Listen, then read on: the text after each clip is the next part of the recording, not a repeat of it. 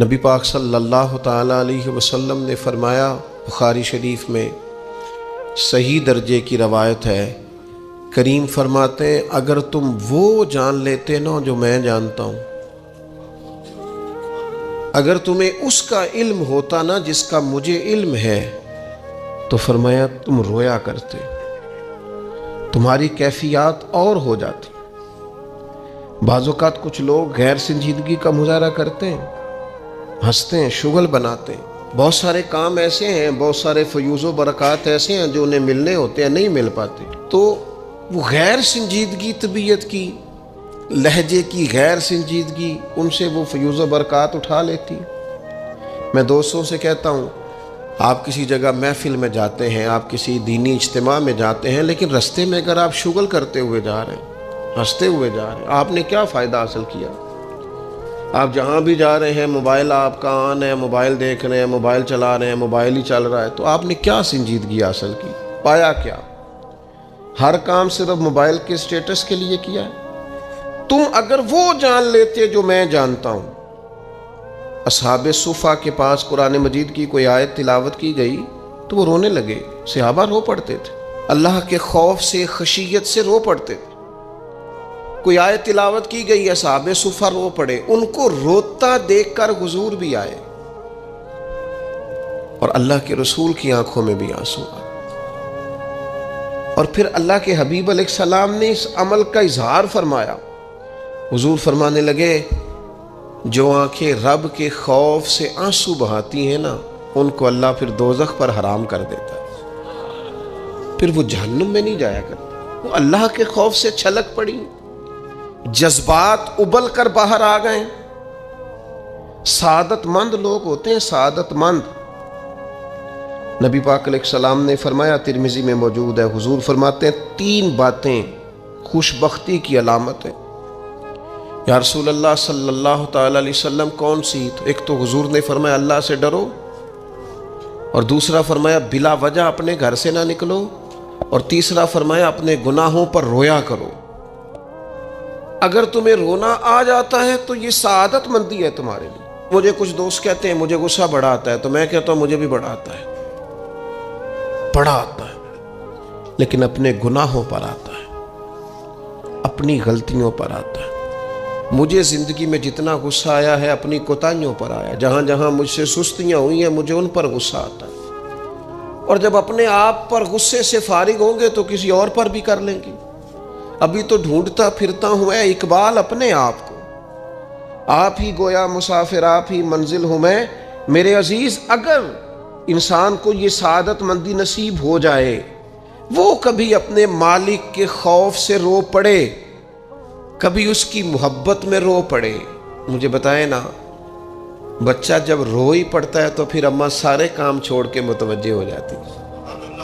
لوگ کہتے ہیں وہ میرے پاس آیا تھا تو بس رو ہی پڑا تھا، تو پھر میں کیا کرتا؟ وہ رو ہی پڑا ہے تو معاملہ ختم ہو گیا۔ بچے کی شدید غلطی پر اسے ڈانٹا تھا، پر وہ رو پڑا، نرم ہو گیا دل ماں کا، باپ کا، چچا کا، بڑوں کا، چونکہ وہ رو پڑا ہے۔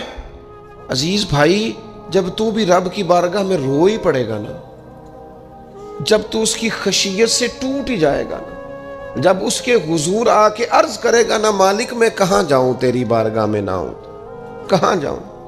اعلیٰ حضرت بریلوی رحمۃ اللہ علیہ کے والد تھے، بڑے درد سے دعا کرتے تو لوگ ان سے دعائیں کرایا کرتے تھے، اور عجیب سے نا دعا کے اندر محو ہو جاتے تھے۔ اپنے لفظوں میں بات کروں تو بڑی کھوب کے دعا کر دے سن، بعض بندے رٹیاں رٹائیاں دعاواں کر دیں، بس وہ ٹھیک ہے، ہاتھ اٹھا دیے، جو مولانا صاحب کہیں گے ہم بھی، وہ بڑے محو ہو کے دعا کرتے تھے۔ کسی نے ان سے کہا حضرت اتنی للہیت سے اور اتنی محویت سے اور اتنے ذوق سے دعا کیسے؟ فرمانے لگے میں نے اپنی بیوی سے طریقہ سیکھا ہے۔ سیکھنے والے سبھی جگہ سے سیکھتے، اپنے بچوں سے بھی سیکھ لیتے، اور جن کا خیال ہونا ہمارے پاس کل عقل آ گئی ہے، وہ بیچارے عقل کو خیر بات کہہ دیتے ہیں، جن کو سارا ہی پتہ ہے انہیں کچھ پتہ نہیں۔ کہتے بیوی سے سیکھا ہے دعا مانگنے کا طریقہ۔ حضرت وہ کیسے؟ فرمانے لگے اسے کوئی کام تھا مجھ سے، کوئی گھر کا خرچہ تھا، اس نے بتایا خرچہ، میں نے اسے کہا ابھی میرے پاس پیسے نہیں ہیں، آتے ہیں تو دوں گا۔ 2-4 دنوں کے بعد پھر اس نے کہا، میں نے کہا تھا گھر کے خرچے کے لیے کچھ پیسے، تو فرماتے ہیں میں نے کہا ابھی میرے پاس نہیں ہے، آتا ہوں تو دیتا۔ عورتوں کی عادت ہوتی ہے بار بار یاد کرانا، کہتے اس نے پھر یاد کرایا، وہ میں نے گزارش کی تھی کچھ پیسے چاہیے، فرماتے مجھے غصہ آ گیا۔ میں نے کہا تو کیا روز ایک ہی بات کرتی ہے، تجھے کہا ہے نا ابھی پیسے نہیں ہیں، آتے ہیں تو دے دوں گا۔ ہر روز یاد کرانے کا کیا مطلب ہے؟ ایک ہی بات کا رٹا لگایا، پیسے چاہیے پیسے، ٹھیک ہے خرچ ہے آپ ٹھیک کہہ رہے ہیں پر ابھی نہیں میرے پاس۔ کہتے میں نے ڈانٹ دیا۔ سعادت مند خاتون تھی، حوصلے سے ڈانٹ برداشت کی۔ تو کہنے لگی غلطی ہو گئی، مجھے نہیں بار بار کہنا چاہیے تھا، آپ تو ناراض ہی ہو گئے، لیکن ایک بات یہ کہنی تھی کہ آپ ہی میرے شوہر ہیں، میں آپ سے نہ کہوں تو پھر کس سے جا کے کہوں؟ آپ سے ہی کہنا ہے نا، میرے آپ ہے نا میرے سر کے تاج، تو کس سے اور کہوں؟ میں اور کسی سے کہوں؟ شیخ فرماتے ہیں میرے ہاتھ میں کچھ چیز تھی، ہاتھ کانپا، وہ چیز گری، چھم چھم میرے آنسو ٹپکے، چھم چھم میں رو پڑا۔ تو خاتون کہنے لگی آپ کیوں روئے، کیا ہوا؟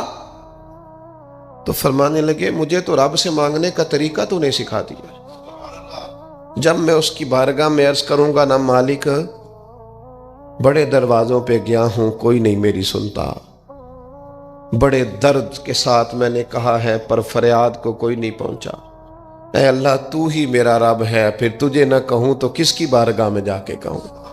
میں بیمار ہوں اور شفاؤں کے لیے ترس گیا ہوں، میں مقروض ہوں اور جان چھڑانے کے لیے ترس گیا ہوں، میں کمزور ہوں اور سعادت پانے کو ترس گیا ہوں، میں بے کیف ہوں اور سجدوں کی لذت کے لیے بے چین ہو گیا ہوں، میں بے کیف ہوں اور چاہتا ہوں میرا قرآن پاک کی تلاوت سے دل لگے، پر مالک جب توفیق تو دینے والا ہے تو پھر تجھ سے نہ کہوں تو میں کس سے جا کے کہوں؟ نبی پاک صلی اللہ تعالی علیہ وسلم نے فرمایا 2 آنکھیں دوزخ میں نہیں جائیں گی۔ یا رسول اللہ صلی اللہ علیہ وسلم اتنا کرم، وہ 2 آنکھیں کون سی ہیں؟ فرمایا ایک وہ جو اللہ کی راہ میں رات جاگتی رہی، کسی سرحد پر پہرا دیا، کوئی ڈیوٹی کی، کوئی خدمت کی راہ خدا میں، جو آنکھیں بیدار رہی راہ خدا میں دوزخ میں نہیں جائیں گی۔ اور دوسرا فرمایا جو رب کی یاد میں رو پڑی، جس سے خشیت آئی، جو ڈر گیا پر ڈرا اللہ کے لیے، آنسو فار سیل نہ ہو، کوئی اداکاری کا ماحول نہ بنائے، وہ اس طرح نہ ہو رو رو کے دعا، رکت انگیز دعا، اور فلاں کیا بات، فلاں کے بڑا رلایا اور فلاں میں بڑا درد تھا اور فلاں کے آنسو نکل آئے اور پیر صاحب قبلہ رو ہی پڑے۔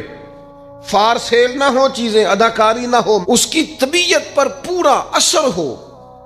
اور جب خشیت کے ساتھ وجود کانپتا ہے، وہ کسی نے کہا تھا کہ آنسو قربت کا سبب ہوتے ہیں،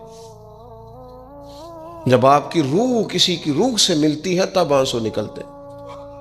جب تو اللہ سے پورا جڑ جاتا ہے نا، جب رسول کائنات کی بارگاہ سے تیری پوری توجہ لگ جاتی ہے، پھر آنسو بن کر دل تے پار پوے جس ویلے ادو پار بناون اکھیاں، تے بے درداں محبوباں دے سارے ناز اٹھاون اکھیاں۔ عزیز دوست، جب آپ پورے طور پر جڑ جاتے، او یارو کتنا روئے ہیں مسلمان اقوام متحدہ کے سامنے جا کے، کتنی قراردادیں پیش کی تم نے سلامتی کونسل میں، حتیٰ کہ مسلمانوں کے جو امیر ملک تھے ان کی تنظیمیں بنی، کوئی مسلمانوں کی داد رسی کو نہیں پہنچا۔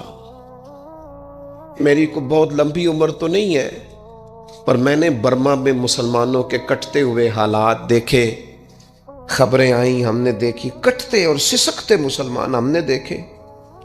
ہم نے دیکھا لیبیا پہ حملہ ہوا اور ٹوٹ گیا سارا ملک۔ میں نے وہ منظر دیکھا جب غوث پاک کے بغداد میں بمب گرے۔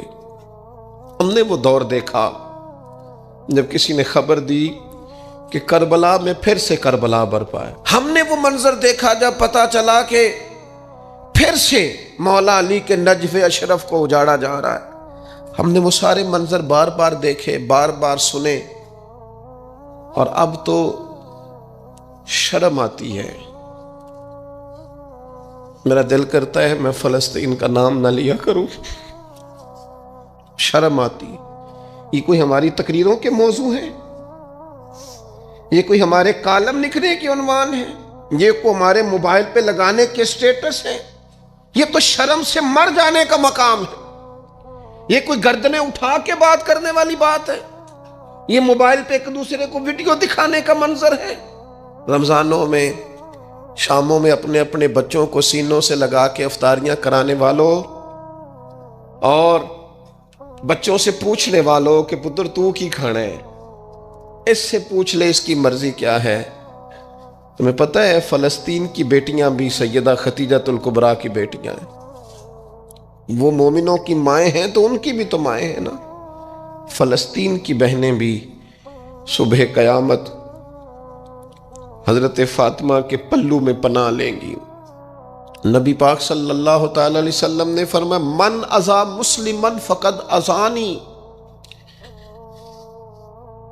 میں کیسے وہ بات آپ کے دلوں تک اتاروں کہ حضور نے فرمایا جب میرے مسلمان کو تکلیف ہوتی ہے تو مجھے تکلیف ہوتی ہے، مجھے درد ہوتا ہے۔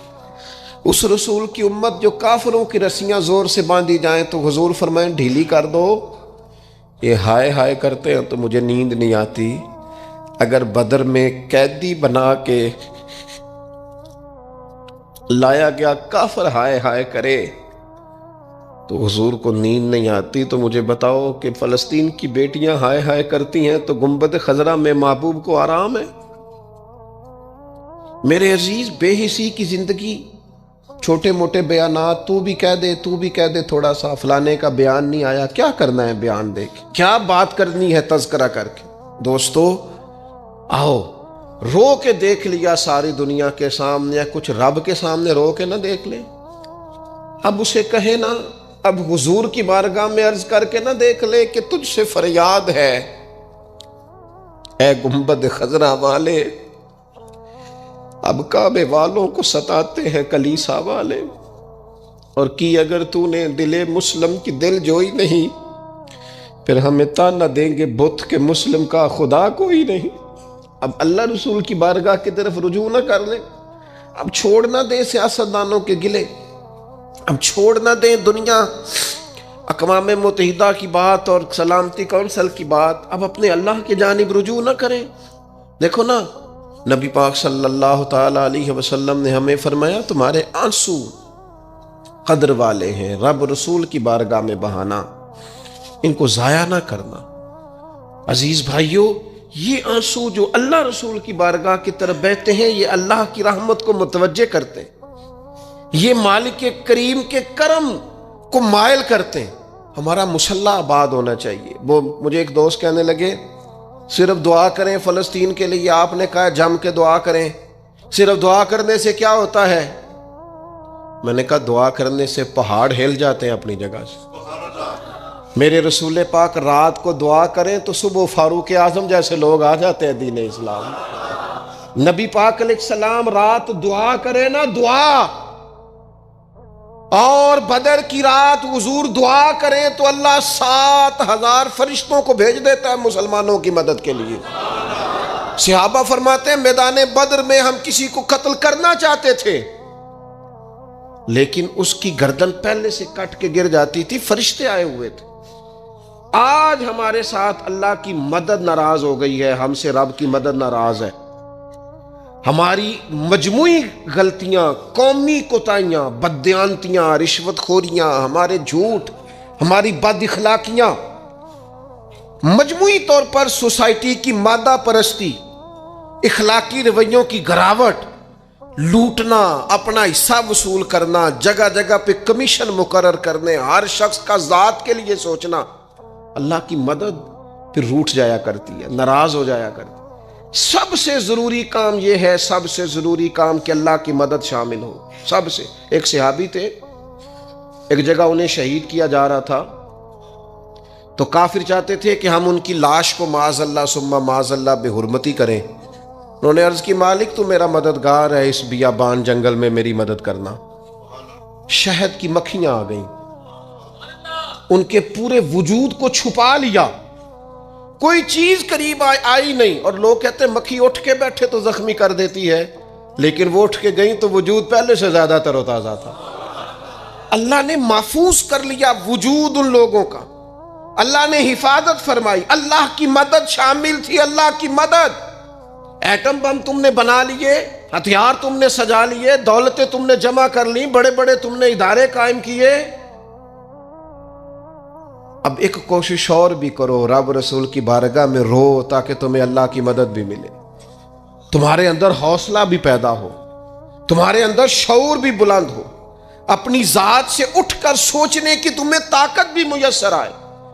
میرے عزیز، اگر اس کی بارگاہ میں رونا آ جائے نا، اس کی بارگاہ میں اسے منانا آ جائے، تو پھر تو کیفیات ہی کچھ اور ہو جاتی ہیں. کتنا کو روئیں بھلا؟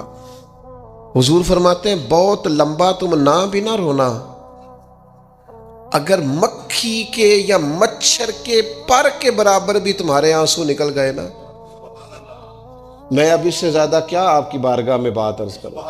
حضور فرماتے ہیں ایک مکھی اور مچھر کے پر کے برابر بھی تیری آنکھ سے آنسو نکل آیا، شرط یہ ہے نکلے ریاکاری کے لیے نہیں، نکلے اللہ کی رضا کے لیے، اس کی خشیت میں نکلے. فرمایا اگر مکھی کے پر کے برابر بھی تو رو پڑا تو اللہ تعالیٰ تیرے لیے دوزخ سے آزادی لکھ دے گا. اور نبی پاک صلی اللہ تعالیٰ علیہ وسلم نے بیان فرمایا ہے، حضور فرماتے جو اللہ کے خوف سے رو پڑے نا، جس طرح بھینس بکری گائیں کے تھنوں سے نکلا ہوا دودھ دوبارہ تھنوں میں نہیں نہ جاتا، اسی طرح جو رب کی یاد میں رو پڑے وہ دوزخ میں نہیں جاتا. یہ مثال دیکھیں کیسی دی حضور نے سمجھانے کی. اگر کبھی رونا آئے اس کے لیے تنہائی کا انتخاب کریں، مجمع میں نہیں. ایک بندے کو حضرت عمر نے مجمع میں روتا دیکھا تو فرمایا یہ کام تو اکیلے میں کرتا، تیرے لیے برکت والا ہوتا، تیرے آنسو نکلے، تیرے رخساروں پہ بہیں.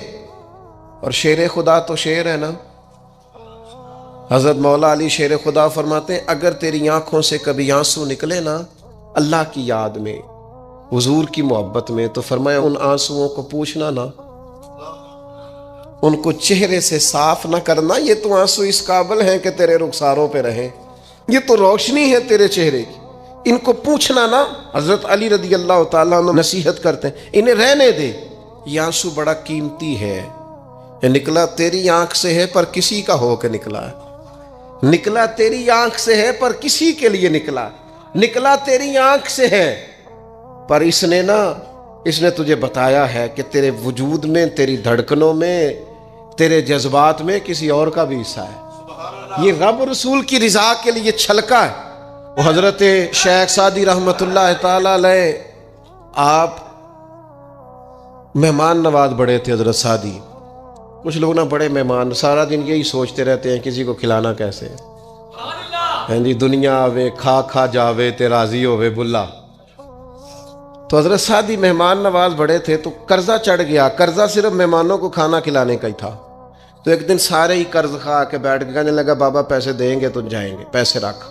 سب جھگڑا کر رہے ہیں. تو حضرت سعدی کہتے ہیں وہ مطالبہ کر رہے ہیں پیسے دو اور مجھے ٹینشن ہے، ان کو کھلایا پلایا کچھ نہیں. تھوڑی دیر گزری تو ایک بچہ آ گیا کچھ بیچتا بیچتا. اس نے آ کے کہا نوجوان نے کہ جناب میں مجمع دیکھتے ہیں تو بعض لوگ بیچنے والے آ جاتے ہیں. اس نے وہ چیز بیچنے کے لیے سامنے کی تو کہنے لگا لینی ہے. تو حضرت فرمانے لگے میرے مہمانوں کو دے دو کھا لیں. انہوں نے دے دی. اب وہ کہنے لگا پیسے. تو حضرت بڑے پریشان ہوئے، کہنے لگے بیٹا آپ بھی بیٹھ جائیں، یہ بھی سارے پیسے لینے ہی آئے ہیں، ان کو ملیں گے آپ کو بھی مل جائیں گے. تو وہ نوجوان رو پڑا.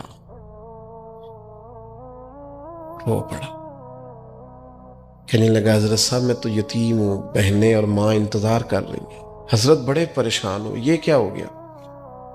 فٹافٹ سوچنے لگے کہیں سے بندوبست ہو اور اس کو میں فارغ کروں. وہیں بیٹھے تھے کہ ایک عقیدت مند نذرانہ لے کے آیا. ڈھیر سارا نذرانہ پیش کیا. حضور میرا دل کرتا ہے، اور حضور کا فرمان ہے جو بن مانگے ملے وہ اللہ کی طرف سے، اسے قبول کرو جو بغیر چاہت کے آئے. تو اس نے نظر پیش کی تو وہ ڈھیر سارا نذرانہ تھا. حضرت نے جن کے پیسے دینے تھے سب کو دیے، اس کو بھی دیے. سب قرضے ادا کر کے بھی تھوڑے سے بچ گئے. تو ایک بندہ صاحب دل تھا، کہنے لگا حضرت ہم بڑے دنوں سے آ رہے تھے، پیسے نہیں مل رہے تھے، آج کیسے مل گئے؟ فرمانے لگے تم میں کوئی رونے والا کوئی نہیں تھا. ایک بھی رونے والا ہو تو باقیوں کا کام بھی سنو نا، حدیث ہے بہقی شریف میں، حضرت ہیثم بن مالک رضی اللہ تعالیٰ عنہ فرماتے ہیں نبی پاک علیہ السلام خطبہ دے رہے تھے، تقریر فرما رہے تھے، حضور کی باتیں دلوں کے میل کچیل اتارتی چلی جا رہی تھی۔ فرماتے ایک شخص نبی پاک علیہ السلام کے سامنے بیٹھ کر حضور کی گفتگو سن رہے تھے، وہ رو پڑے، ساری گفتگو چھوڑ کے نبی پاک صلی اللہ تعالیٰ علیہ وسلم کی توجہ اس شخص کی طرف ہو گئی۔ ہوا کیا ہے؟ وہ تقریر سنتے، بات سنتے بس رو پڑے۔ تو نبی پاک علیہ السلام فرمانے لگے آج اگر وہ سارے مومن بھی یہاں موجود ہوتے جن کے گناہ پہاڑوں کے برابر وزنی ہوتے تو اس ایک بندے کے رونے کی وجہ سے اللہ سب کی بخشش فرما دیتا۔ اور نبی پاک علیہ السلام فرمانے لگے یہ رویا ہے تو اس کے رونے پر فرشتے بھی روئے ہیں، اور فرشتے دعا کر رہے ہیں کہ اے اللہ یہ جو نہیں روتے نا ان کے حق میں ان کی سفارش قبول کر لے جو تیری بارگاہ میں روتے ہیں، جو تیرے حضور عرض گزار ہوتے ہیں ان کی سفارش قبول کر لے، ان کے حق میں قبول کر لے۔ وہ بڑا رولیا ہے فیکٹری کے مالک کے سامنے، بڑا رولیا امیروں کے سامنے، مالداروں کے سامنے، تگڑے رشتہ داروں کو مائل کرنے کی بڑی جد و جہد کر لی، کچھ وقت سحری میں اٹھ کے رب کے حضور نہ روئیں، کچھ وقت سحری میں سجدہ لمبا نہ کریں اس کی بارگاہ میں، کچھ دعائیں اس کے حضور نہ مانگیں۔ میں کہوں گا ماؤں سے پریشان ہے بیٹے، سحری میں دامن پھیلا دو رب کی بارگاہ میں۔ میں کہوں گا والد سے سفارشیں تم نے بڑی ڈھونڈ لی، جد و جہد بڑی کر لی، یاروں سے بڑا کہہ لیا کہ بیٹے کو باہر بھیجنا ہے، کوئی کاروبار ٹھیک کرنا ہے، اب کچھ دروازہ اللہ کی رحمت کا بھی تو کھٹکھٹاؤ نا۔ اور میرے نبی پاک علیہ السلام نے گارنٹی دی ہے، فرمایا ماں باپ اولاد کے لیے جو بھی مانگے اللہ اپنے فضل سے عطا فرماتا ہے۔ اللہ کی بارگاہ کی طرف رجوع کریں، زیادہ توجہ رب کی جانب، اتنا نہ دوڑیں بندوں کے پیچھے، اتنا نہ منائیں بندوں کو، اللہ کی طرف توجہ، اپنے رب کی بارگاہ میں رونا، اللہ رسول کے حضور حاضر ہونا ہے۔ آپ دیکھیے کس قدر جم کے صحابہ حضور کی محبت میں آنسو بہاتے۔ حضرت ثوبان بن مالک آ کے روئی پڑے تھے نا، حضور نے خود جا کے پوچھا کیا ہوا، بتانا نہیں پڑا، بس آنسو چھلکے تو نبی کریم نے فرمایا ثوبان کیا ہوا؟ عرض کی دل نہیں لگتا، یہاں تو پریشان ہوتا ہوں تو زیارت کر لیتا ہوں تو جنت میں کیسے دل لگے گا؟ بس وہ روئے تھے نا، حضرت جبریل آ گئے، کہا محبوب رب فرماتا ہے جو اللہ رسول کی اطاعت کریں گے جنت میں بھی اللہ پڑوس عطا کر دے گا۔ رو پڑے تو جنت تک بات چلی گئی، رو پڑے تو میرے عزیز یہ تو ہے نا عام آدمی کا رونا، صحابہ کا رونا، اور اگر آنسو نبی پاک کے نکل آئے تو صحیح مسلم میں، صحیح بخاری میں حدیث ہے، سرکار دو عالم علیہ السلام ان آیات کی تلاوت فرما رہے تھے جو حضرت ابراہیم علیہ السلام کے بارے میں آئیں، جو جناب عیسیٰ کے بارے میں آئیں، جن آیات میں حضرت ابراہیم اور جناب عیسیٰ علیہ السلام نے کہا ہے اللہ بہت سارے لوگ گمراہ ہو گئے، بہت سارے لوگ گمراہ کر دیے گئے، اور جن میں یہ فرمایا کہ یا اللہ جو میری اطاعت کریں گے وہ میرے ہیں، اور جو میری نافرمانی کرے تو ان کے لیے غفور ہے۔ جب اپنی اپنی امت کے گناہگاروں کا تذکرہ جناب ابراہیم اور حضرت عیسیٰ علیہ السلام جو کرتے ہیں اور قرآن مجید نے جس کا بیان کیا اس کو حضور نے پڑھا تو نبی پاک کی آنکھوں میں آنسو آ گئے۔ یہ مسلم شریف، حضور روئے۔ اللہ کریم نے حضرت جبریل امین کو کہا جبریل جائیے میرے حبیب سے پوچھئے کیا معاملہ ہے۔ حضرت جبریل آئے، حالانکہ رب جانتا ہے، آ کے عرض کی یا رسول اللہ رب فرماتا ہے آپ رو رہے ہیں، تو کہا جبریل امت کے لیے رو رہا ہوں۔ آپ کی توجہ ہے میری بات پر؟ حضور امت کے لیے روتے ہیں نا، اللہ کرے امتی بھی کبھی نبی کے لیے روئے۔ کہا امت کے لیے رو رہا ہوں، تو حضرت جبریل امین علیہ السلام دوبارہ عرض گزار ہوئے مالک آپ کے حبیب امت کے لیے رو رہے ہیں، تو فرمایا میرے حبیب سے کہہ دے وَلَسَوْفَ يُؤْتِيكَ رَبُّكَ فَتَرْضَىٰ، آپ کا رب آپ کو اتنا دے گا کہ آپ اپنے رب سے راضی ہو جائیں گے۔ اللہ آپ کو راضی کر دے گا، محبوب امت کے بارے میں پریشان نہیں کرے گا۔ اپنی تنہائی کو آباد کریں، اکیلے میں اللہ اللہ کریں، تلاوت کلام مجید کا اس طرح کا ذوق ہو۔ حضرت عمر سنا کرتے تھے تو رو پڑا کرتے تھے۔ حضرت فاروق اعظم رضی اللہ تعالیٰ عنہ پہلی صف میں قرآن مجید کی تلاوت کر کے روتے تھے تو تیسری صف تک آپ کی ہچکیوں کی آواز جاتی تھی۔ ان لوگوں کا درد ہی سارے کا سارا کتاب و سنت سے، اللہ رسول کی بارگاہ سے ہم نے نا اپنے آپ کو کمزور کر لیا ہے، دنیا داروں کے سامنے رو رو کے، دکھ بتا بتا کے پریشان۔ وہ میرے ایک دوست ہے، ان کی بات مجھے بڑی اچھی لگی۔ وہ کہتے ہیں تگڑے رشتہ دار آتے ہیں نا تو کئی دفعہ میرا معاذ اللہ جھوٹ بولنے کو دل کرتا ہے۔ کہتے ہیں حالات کیسے ہیں تو میرا دل کرتا ہے ان کو کہنے کو کہ تم سے بڑے اچھے ہیں، اگرچہ غریبی ہے۔ کہتے ہیں میں چڑھتا ہوں کہ بندوں کا کیا کام ہے آ کے میرے لیے پریشانی کا اظہار کریں اور کہیں کوئی حکم ہوا تو بتانا، کیا مطلب ہے؟ وہ کوئی شاعر تھا نا، تو کوئی بندہ 5 روپے پھینک گیا اس کو، اس نے کہا جی آپ کو ضرورت ہوگی، تو بڑا دانشور آدمی تھا، اس نے کہا اٹھ اپنے پیسے لے جا، مجھے ضرورت ہوگی تو اللہ رسول سے مانگ لوں گا۔ اس نے کہا یہ آرزوئے طلب اور میں آپ سے کروں، تیرے جیسے بندے ہم مجھے دیں گے؟ یہ آرزوئے طلب اور میں آپ سے کروں، یہ بھیک اس کو دیجئے جس کا خدا نہ ہو۔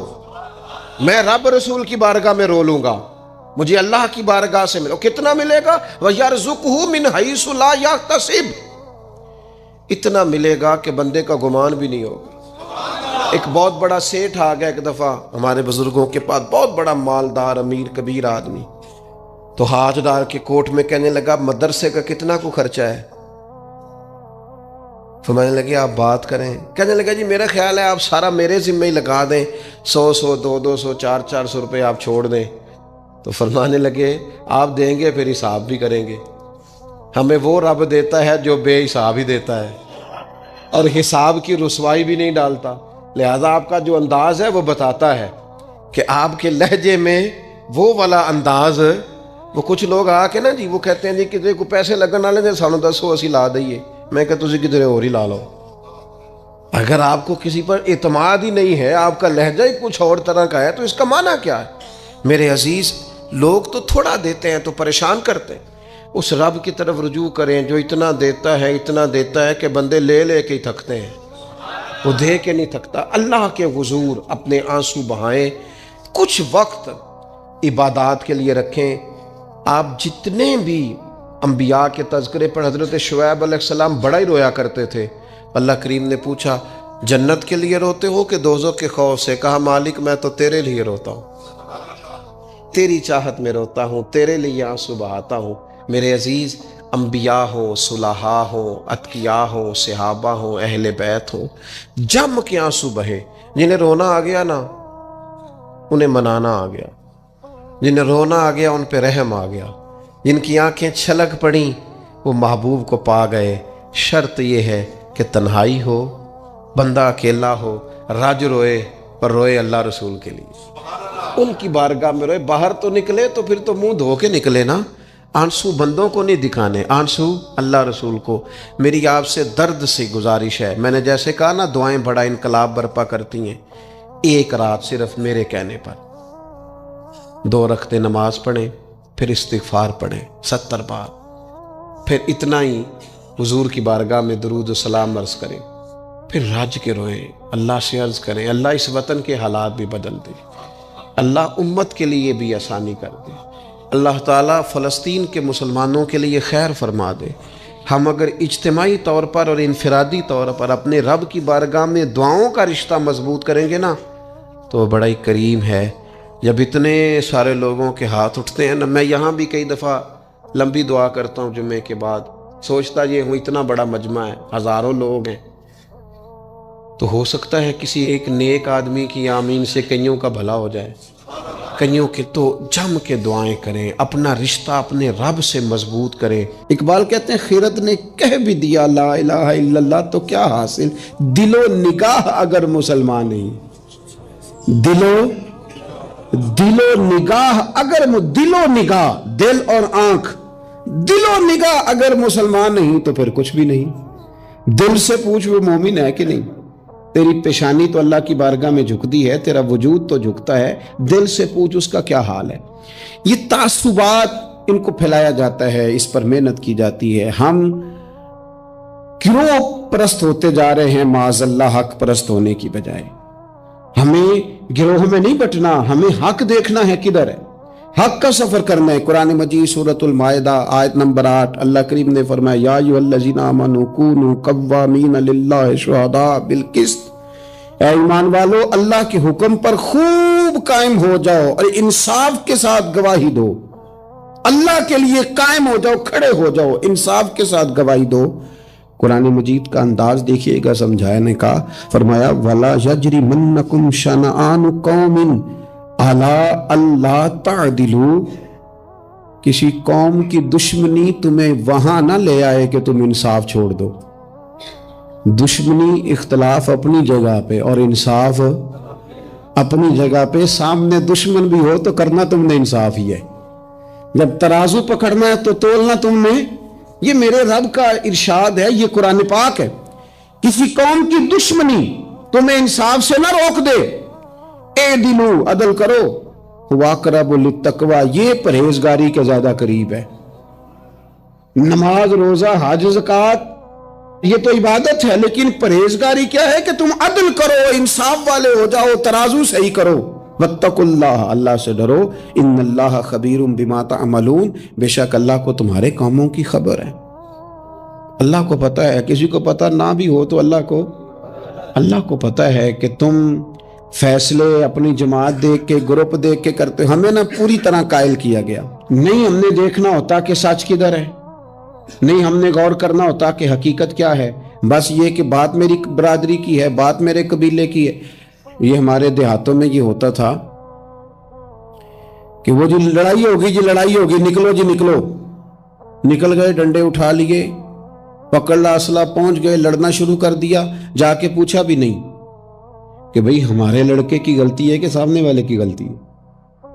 وہ جی ہم نے نا غلطی کسی کی بھی ہو، ہم نے تو سپورٹ کرنی ہے، وہ ہمارا لڑکا لڑ پڑا ہے۔ بھئی آپ پہلے پوچھیں، آپ پہلے اس پر غور کریں حق کدھر ہے، اس عصبیت سے بچیں۔ نبی پاک صلی اللہ علیہ وسلم نے فرمایا جس نے کسی کو کسی گروہ کے نام پہ بلایا اس نے جاہلیت کے لیے بلایا ہے، وہ جاہلانہ لڑائی لڑ رہا ہے جو عصبیت پہ، گروپ پہ، برادری کے نام پر آگے نکلا ہوا۔ اب تو پیران عظام، مذہبی جماعتیں وہ کہتی ہیں صرف ہم ٹھیک ہیں، نہ کریں یار، آپ امت میں نئی امت تو نہ قائم کریں، ان کو رسول اللہ کا غلام بنائیں، ان کو آپ مختلف جگہوں پہ نہ تقسیم کریں، آپ اہل حق صحیح العقیدہ لوگ، خدا را اپنے ذہن کو بڑا کریں، وسعت سوچوں میں لائیں، گروہ بندی کی سوچ پیدا کرنا، سطحی سوچ پیدا کرنا۔ میں سوچوں کے لحاظ سے انقلابی لوگوں کے پاس اٹھتا بیٹھتا رہا ہوں تو بعض مثالیں بھی پنجاب کی مجھے تکلیف دیتی ہیں۔ ایک صاحب نے ایک دفعہ میرے سامنے کہہ دیا کہ برادری تو سپاں نوں بھی پیاری ہوندی۔ میں کہتا مطلب ہے سپاں والا کام ہے کیا؟ مطلب سطحی سوچ آپ نے پیدا کی ہوئی، ابھی بھی یہ رٹا ہے۔ یہ جو گروہی تعصبات ہیں نا، یہ تو بندے کو حق سے دور لے جاتے ہیں۔ گروہی تعصب، گروہ کا تعصب، یہ تو حق سے دور لے جاتا ہے۔ میرے عزیزو، تعصبات سے اوپر اٹھ کے دیکھیں، خیر اور جگہ پہ بھی ہیں۔ میں نے وہ لوگ بھی دیکھے ہیں جن کو اہل بندہ نظر آیا تو انہوں نے عہدہ ہی چھوڑ دیا۔ ہم اپنی ذات کے چنگل میں اتنا پھنس کے رہ گئے، مجھے پوچھا جائے، مجھے گنا جائے، میری بات کی جائے، آپ کچھ نہیں کر سکیں گے، اس لیے کہ آپ ذات کی جنگ لڑ رہے ہیں۔ آپ جب تک نظریات کی جنگ نہیں لڑتے، یہاں سے اوپر اٹھ کر بات نہیں کرتے، آپ کوئی کام نہیں کر سکتے، سوال ہی پیدا نہیں ہوتا، اس لیے کہ سوچ ہی چھوٹی ہو گئی۔ گروہی تعصبات سے نکل کر جب آپ کو حق آ جائے پھر اس کو قبول کریں، پھر نہ آپ کا منصب آپ کو روکے۔ حضرت ابی بن کعب رضی اللہ تعالیٰ عنہ نے امیر المومنین سیدنا فاروق اعظم پہ مقدمہ کر دیا تھا، عدالت تھی، جج تھے حضرت زید بن ثابت۔ حضرت عمر پہنچے، حضرت زید بن ثابت اٹھ کے کھڑے ہوئے، جگہ خالی کا، امیر المومنین بیٹھ جائیے۔ آپ فرمانے لگے زید یہ تم نے ناانصافی کی، ہم دونوں آئے تھے مقدمہ لے کے، یہاں تو دونوں کے لیے جگہ بناتے، تم نے ٹھیک نہیں کیا۔ پھر بات ذرا آگے بڑھی، حضرت ابی بن کعب نے مطالبہ کیا کہ حضرت عمر فلاں بات پہ قسم اٹھائیں، تو حضرت زید بن ثابت جاج تھے، کہنے لگے آپ امیر المومنین سے یہ مطالبہ کر رہے ہیں؟ تو حضرت عمر فاروق کہنے لگے زید آپ اس مقدمے کا فیصلہ کر لیں، اس کے بعد میں آپ کو فارغ کر دوں گا۔ آپ مجھے امیر المومنین کہہ رہے ہیں، اور امیر المومنین کہہ کے آپ یک طرفہ ہو رہے ہیں، اور جو آدمی انصاف لینے آپ کے دروازے پہ آیا ہوا ہے، اس ملک کا مسئلہ کیا ہے؟ اس ملک کا مسئلہ غریبی نہیں، میرے وطن کا مسئلہ یہ ہے کہ امیر غریب کے لیے قانون الگ الگ ہے۔ یہاں 11 سال 12 سال ایک شخص جیل میں رہ کے آتا ہے، لیکن بعد میں پتہ چلتا ہے وہ تو بے گناہ تھا، اس کے 11 سال کون واپس کرے گا؟ اس کے 20 سال زندگی کے جو سلاخوں کے پیچھے کٹ گئے کون واپس کرے گا؟ اور امیر آدمی وہ تو قبل از گرفتاری ضمانت کرا لیتا ہے، ان کے پاس تو بڑے بڑے ایشو ہیں، بڑے بڑے وکیل ہیں، بڑے بڑے ڈاکٹروں کی ان کے پاس رپورٹیں ہیں، وہ تو سارا کچھ کر سکتے ہیں، کوئی ہے ہی نہیں ان کو روکنے والا۔ میرے عزیزو آپ سمجھے میری بات کو، حضرت عمر فاروق فرمانے لگے یہ فیصلہ کر لیں، اس لیے کہ حضرت عمر اگر صرف اپنا سوچتے تو نظریہ نہیں بچتا تھا۔ جناب عمر رضی اللہ تعالیٰ عنہ نے نا صرف اپنا نہیں سوچا، انہوں نے کہا کہ سچ کو فروغ دیا جائے، ذات سے نکلا جائے۔ آپ فرمانے لگے تو نا عمر کو کسی اونچی اڑان میں مبتلا نہ کر، عمر کو پتا ہے عمر کیا ہے، اسے وہ دور یاد ہے جب وہ اونٹ چرایا کرتا تھا، لہذا میرے لیے وہی فیصلہ کر جو فیصلہ کرنے کا طریقہ قرآن و سنت نے ہمیں عطا فرمایا ہے۔ آپ نکلیں ذرا ذات پات کے چنگل سے، یہ جو بت پال لیے نا، اقبال کہتے ہیں اگرچہ بت ہے جماعت کی آستینوں میں، جماعتوں کے بت تو نہ بناؤ، تنظیموں کو بت تو نہ بناؤ، آپ برادری کو بت تو نہ بناؤ، آپ رنگ نسل کو بت تو نہ بناؤ، اگرچہ بت ہیں جماعت کی آستینوں میں، پر مجھے ہے حکم اذاں لا الہ الا اللہ، یہ ٹوٹ جائیں گے لا الہ الا اللہ کی ضرب سے۔ وسیع الظرف، وسیع المزاج بنے، وسیع المشرب بنے۔ آپ کبھی بھی سوچوں کو اتنا محدود نہ کریں کہ آپ کسی ایک ابہام کا شکار ہو کے ہی ساری زندگی گزار دیں۔ کیا مسئلہ تھا عرب کے لوگوں کو؟ مسئلہ کیا تھا؟ صرف اتنا، ایک عجیب روایت ہمیں ملتی ہے سیرت کی کتابوں میں، میرے نبی پاک صلی اللہ تعالی علیہ وسلم نا رات کے وقت پہاڑ کی چوٹی پہ بیٹھ کے قرآن پاک کی تلاوت کرتے تھے۔ حضور نا رات کے وقت قرآن پاک کی تلاوت کر رہے تھے، نبی کریم تلاوت کر رہے تھے، اور جب یاسین والے نبی خود یاسین پڑھے، والضحیٰ والے محبوب جب خود والضحیٰ کی تلاوت کریں، مدثر والے محبوب جب خود مدثر پڑھے، تو انداز ہی نرالو۔ حضور قرآن پاک کی تلاوت کر رہے تھے تو اس تلاوت کی نا آواز گونجی، کہاں تک پہنچی؟ ابو جال بھی کسی جھاڑی میں چھپ کے حضور کا قرآن سننے لگے، سریلی اتنی تھی اس میں، لطف اتنا تھا۔ ابو سفیان بھی آ گئے، کسی جھاڑی میں چھپ کے قرآن سننے لگے۔ اخنس بن شریک بھی آ گیا، تھوڑا نہیں سنا، ساری رات ہی حضور کی تلاوت سنتے رہے، ساری رات تلاوت سن۔ صبح ملاقات ہوگی، تو کدھر آیا تھا، تو کدھر آیا تھا، تو آج کے بعد نہ آئے کوئی بھی، لیکن کہتے ہیں اگلے دن سوئے تو بے چین کیا حضور کی آواز نے، پھر اٹھے، تینوں آ کے پھر مختلف جگہوں پہ بیٹھ گئے، سویرے پھر ملاقات ہو گئی، آج کے بعد نہیں آنا، تو بھی نہ آنا، تو بھی نہ آنا، پر کہاں چین لینے دے حضور کی میٹھی آواز، کہاں چین لینے دے حضور کی میٹھی آواز۔ تینوں پھر اٹھ گئے، کئی دن آتے رہے، ایک دن طے ہوا کہ آج کے بعد بالکل نہیں آنا، جو آئے گا سزا ملے گی، ہو گئی بات طے۔ اخنس بن شریک کہتے ہیں میں سویرے ابو جہل کے گھر گیا، میں نے کہا سن ایک دن نہیں کئی راتیں، تو نے بھی سنا میں نے بھی سنا، دل پہ ہاتھ رکھ کے بتا وہ جو پڑھتے ہیں وہ حق سچ ہے کہ نہیں، کھری بات کر، سنا تو نے بھی سنا میں نے بھی، ساری رات سنا، بتا بات سچی ہے کہ نہیں؟ تو ابو جہل کہنے لگا ایک ایک حرف سچا ہے، ایک ایک بات سچی ہے، تو تم مانتا کیوں نہیں؟ پھر تو مانتا کیوں نہیں؟ تو جو ابو جہل نے جواب دیا، خدا را اس پہ غور کرنا، میری منت سمجھ کر اس بات پہ غور کرنا، او پھر تو مانتا کیوں نہیں؟ تو ابو جہل کہنے لگا ہمارے قبیلے کا اور بنو ہاشم کا، حضور سید عالم کے قبیلے کا شروع سے مقابلہ رہا ہے، انہوں نے اگر لوگوں کو کھانے کھلائے تو ہم نے بھی کھلائے، انہوں نے غریبوں کا بوجھ اٹھایا تو ہم نے بھی اٹھایا، انہوں نے اگر گھوڑا دوڑایا تو ہم نے بھی دوڑایا، پھر انہوں نے دعویٰ کر دیا کہ ہمارے اندر ایک نبی آ گیا ہے، اب ہم کیسے مان جائیں اس قبیلے میں نبی آ گیا؟ پہلے کیا کہہ رہا ہے؟ بات بالکل حق ہے. اب کیا کہہ رہا ہے؟ اس کے کہنے کا مطلب یہ ہے کہ اگر میرے قبیلے میں نبی آتا تو میں مان جاتا. او خدا کے بندو، یہ برادری کا بت، قبیلے کو جو بت بنا لیا معاذ اللہ، وہ تعصب بن کے آڑ بن گیا، گروہ پرست ہو گئے. وہ کہنے لگا اس کا مطلب یہ تھا کہ میرے قبیلے میں ہوتے تو میں مان جاتا. قبیلہ دوسرا ہے. خدا را، ان بتوں کو توڑنے کی ضرورت ہے. کاش ابو جہل یہ سمجھتا کہ یہ تو رب کی تقسیم ہے نا، واللہ یختص برحمتہ من یشاء. وہ کہتا ہے میں جس کو چاہتا ہوں اپنے فضل سے اپنا خاص بنا لیا کرتا. لیکن یہ گروہی تعصبات، قرآن مجید آپ دیکھیں نا تو یہودیوں کے بارے میں اللہ فرماتے ہیں چونکہ تورات میں بھی حضور کی شانیں، زبور میں بھی حضور کی شانیں، انجیل میں بھی حضور کی شانیں، ہر جگہ اللہ نے اپنے حبیب کے تذکرے کیے.